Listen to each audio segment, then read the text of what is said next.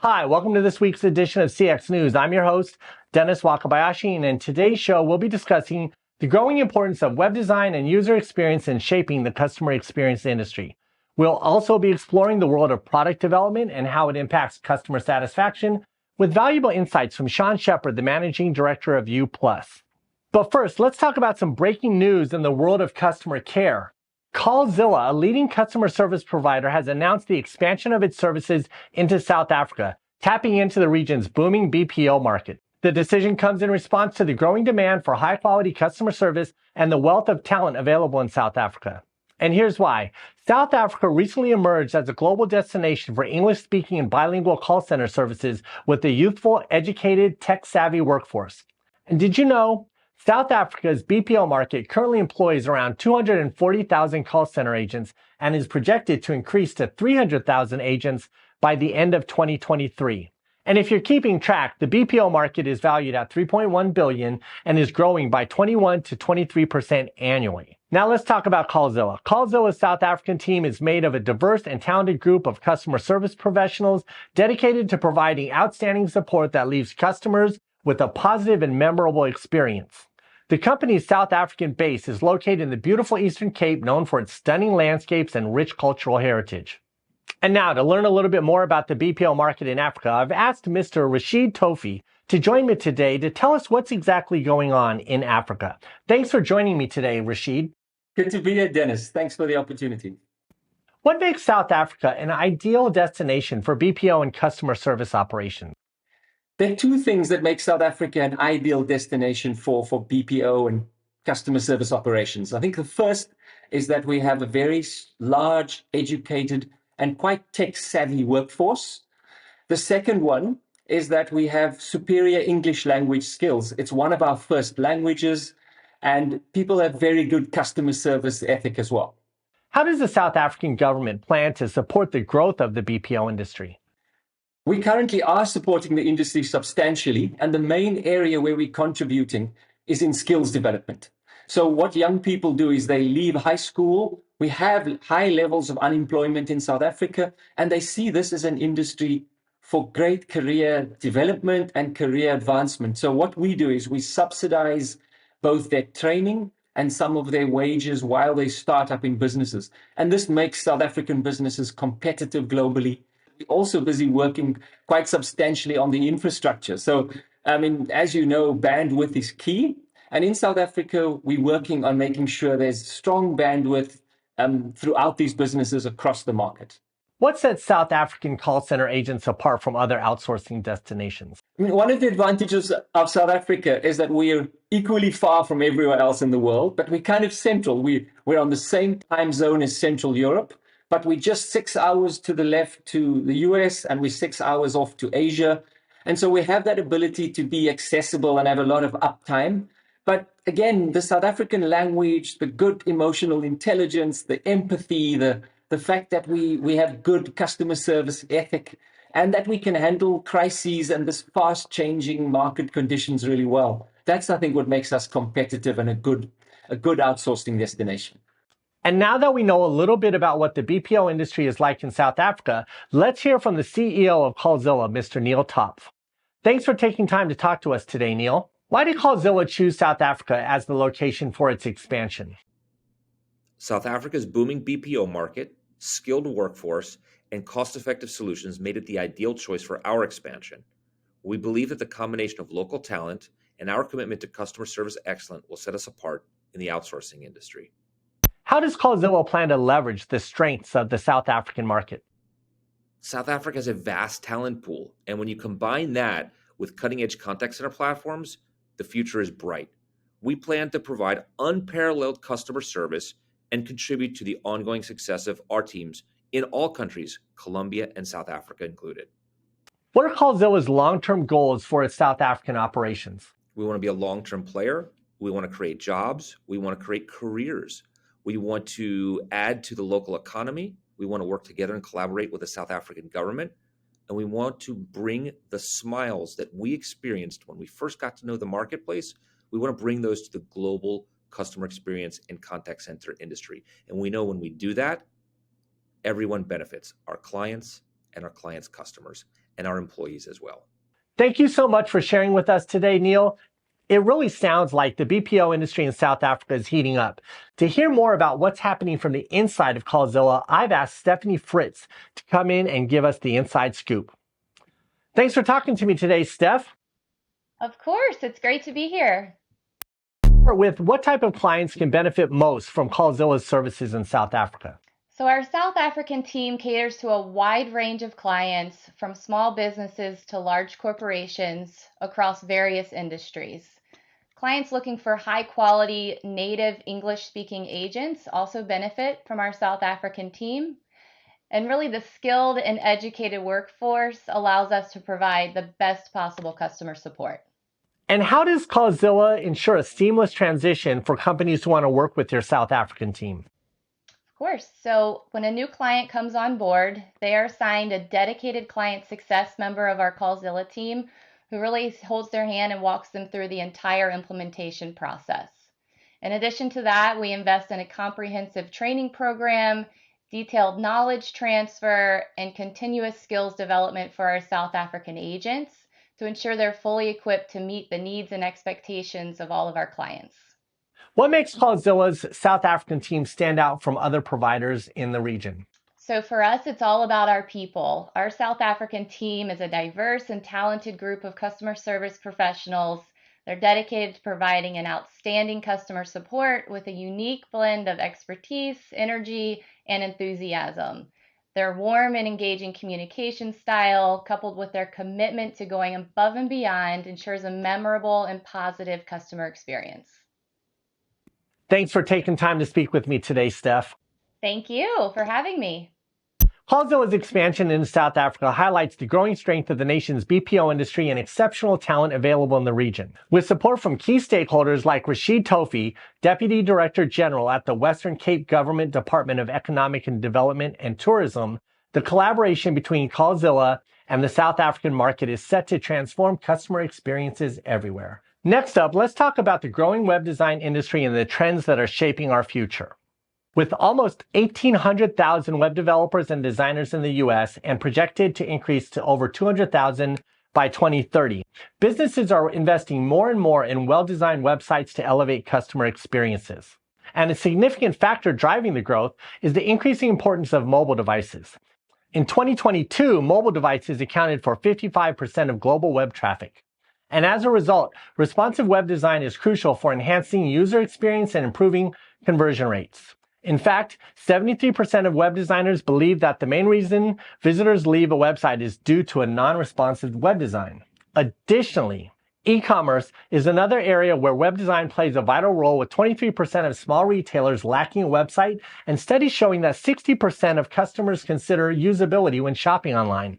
So let's talk 2023 web design trends. Here are a few of the highlights. Responsive web design, with 73% of web designers citing non-responsiveness as the main reason for visitors leaving a website, and Google prioritizing websites with responsive web design, businesses must ensure their websites are mobile friendly. E-commerce web design. A user-friendly, visually appealing online store is essential for attracting and retaining customers, with 85% of shoppers stating that product information and photos are crucial when deciding which retailer or brand to buy from. Modern web design elements. Consumers value visual elements on a company's website, with 40% preferring images, 39% preferring color, and 21% video. Additionally, 42% of website visitors will leave a site due to poor functionality.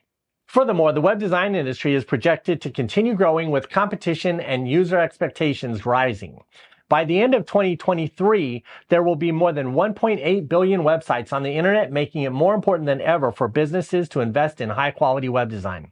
To discuss these trends and their impact on customer experience, we had the chance to catch up with Graham, the CEO of Pixel, a leading innovator in the web design industry. Thanks for talking to us today, Graham. Thank you so much for having me. Appreciate it. How do you think the web design trends for 2023 will impact the overall customer experience? Well, Dennis, as websites continue to evolve, the focus is shifting more towards delivering a seamless and engaging customer experience.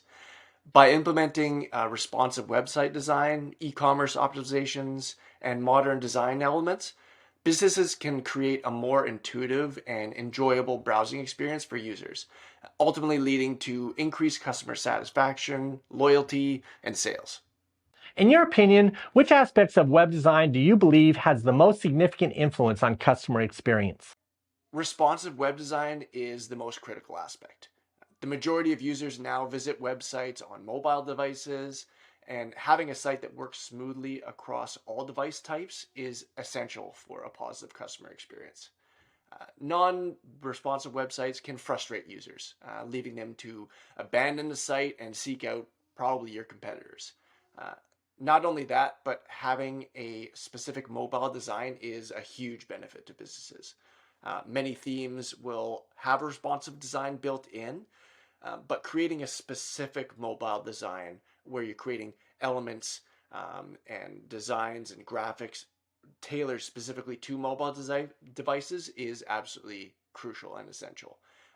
There is such limited space to wow a customer and deliver value on an iPhone, for example, that really focusing on making mobile devices beautiful with custom graphics, as I said, design elements, and even copy to fit that is what will set your business apart.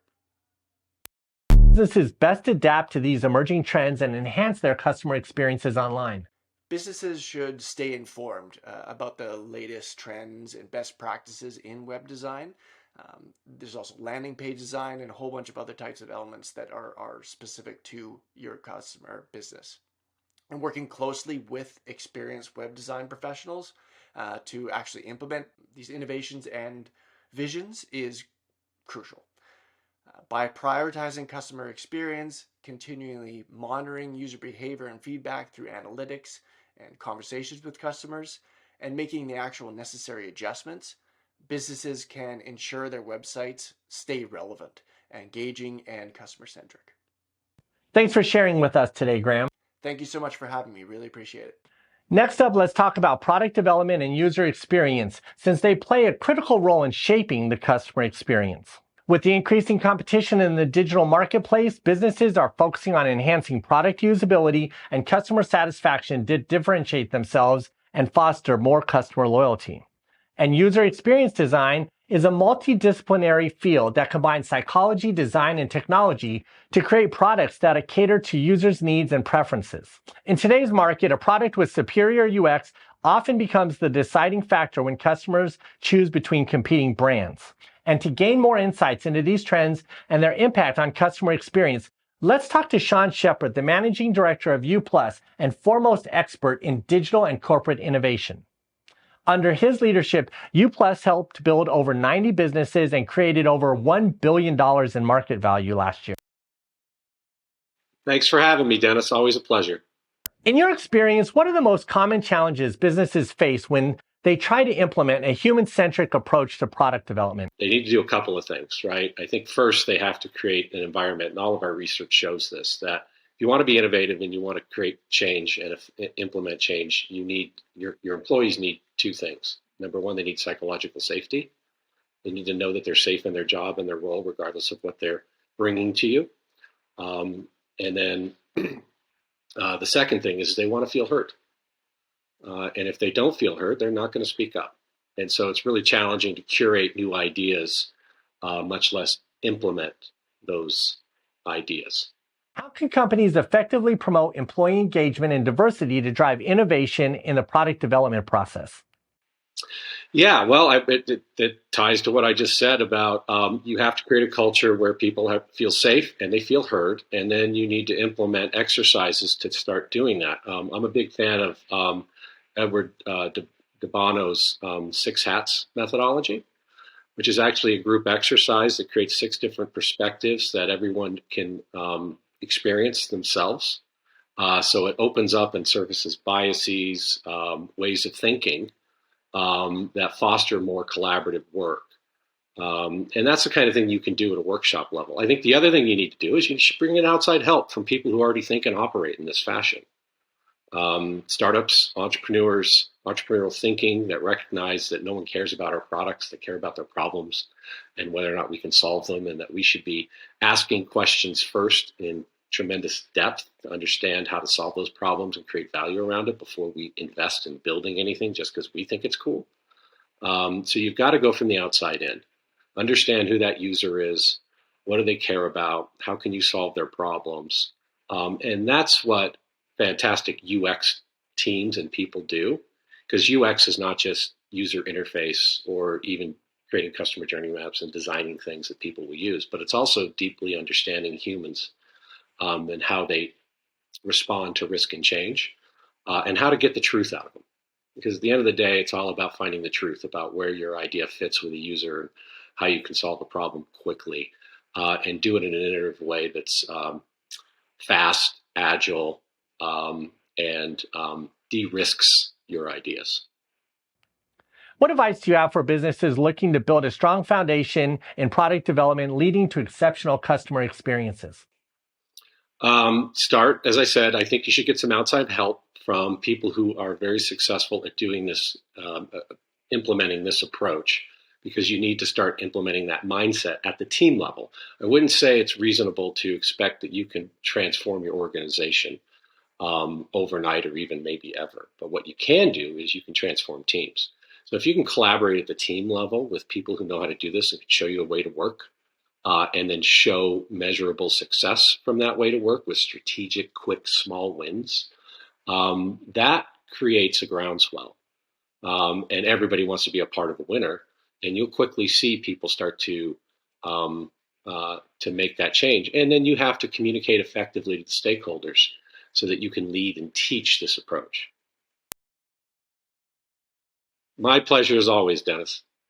All right, that's it for today. I'm your host, Dennis Wakabayashi, and I'll see you next week when we talk more about the customer experience industry. Have a great week.